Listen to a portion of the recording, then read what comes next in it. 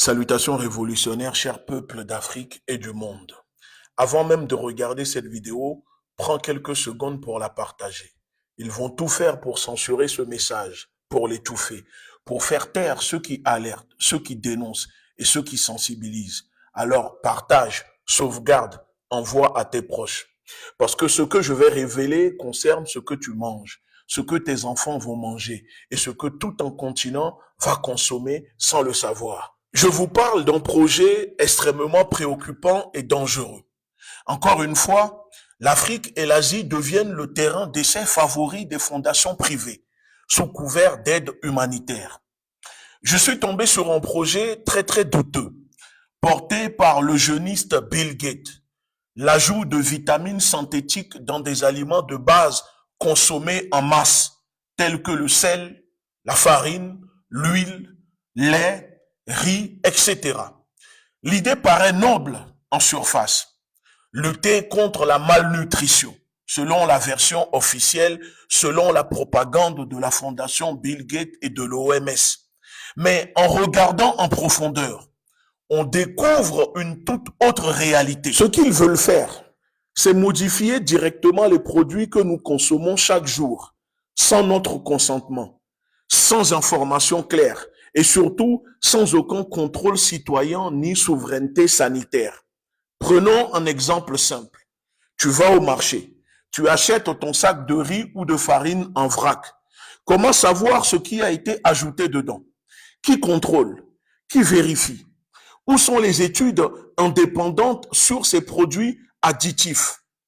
On parle ici de substances chimiques ingérées quotidiennement par des millions de personnes. Et c'est là le danger. On perd totalement le contrôle sur ce que nous mangeons, sur ce que nous donnons à nos enfants, à nos familles, à nos proches. Et ça, c'est dangereux. Il faut comprendre une chose. Ce genre de projet n'est pas appliqué dans les pays occidentaux. Non. On ne rajoute pas de vitamines dans le sel en Europe ou aux États-Unis sans débat public, sans consentement, sans validation de structures sanitaires indépendantes. Mais en Afrique, on impose, on expérimente et on décide à notre place, sans nous, contre nous. Et ce n'est pas la première fois. On se souvient des campagnes de vaccination à grande échelle testées en Afrique sans information complète sur les effets secondaires. On se souvient de la stérilisation forcée déguisée sous forme de soins dans certains pays africains. Et maintenant, on veut modifier notre alimentation sans même nous le dire. Pourquoi ne pas tout simplement distribuer des compléments alimentaires, par exemple? Pourquoi ne pas financer l'accès à une vraie nourriture locale, biologique, diversifiée? Pourquoi imposer une solution opaque, unilatérale, dans le secret total aux populations africaines? Parce que ce n'est pas une aide, c'est un projet de contrôle. Contrôle de ce que nous mangeons, contrôle de notre santé, contrôle de nos corps. L'Afrique ne manque pas de solutions.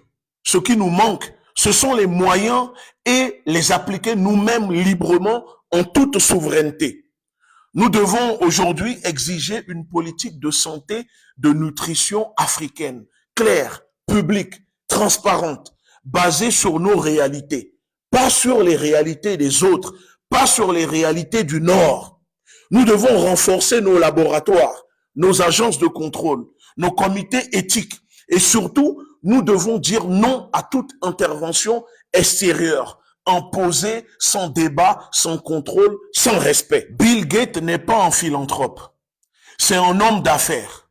Et ce qu'il fait en Afrique, aucun pays occidental ne l'accepterait pour ses propres citoyens. Alors, pourquoi devrions-nous continuer d'accepter pour nous les autres? Ce projet est une alerte rouge. Il est temps de protéger notre souveraineté alimentaire, notre santé, nos enfants, notre avenir. Ce que nous mangeons ne doit pas dépendre d'une fondation étrangère, ne doit pas dépendre, de Bill Gates. Ce que nous mangeons doit dépendre de nous. Pour conclure cette nouvelle vidéo, je tiens à vous remercier. Vous avez été extrêmement nombreux à réagir, plus de 600 000 vues en 48 heures. 13 000 partages et 12 000 likes sur ma précédente vidéo. Ces chiffres prouvent que le sujet touche beaucoup et que l'Afrique est en train de se réveiller face au danger des expérimentations menées par Bill Gates avec la complicité de l'OMS sur notre continent. Parce que dans cette guerre silencieuse, le silence tue. L'Afrique n'est pas un laboratoire, non. L'Afrique est une terre vivante, consciente et en éveil. Et vous êtes en train de le démontrer. La résistance continue et elle ne s'arrêtera qu'à la victoire totale. Pour ceux qui souhaitent soutenir notre travail, soutenir notre lutte, notre sensibilisation, notre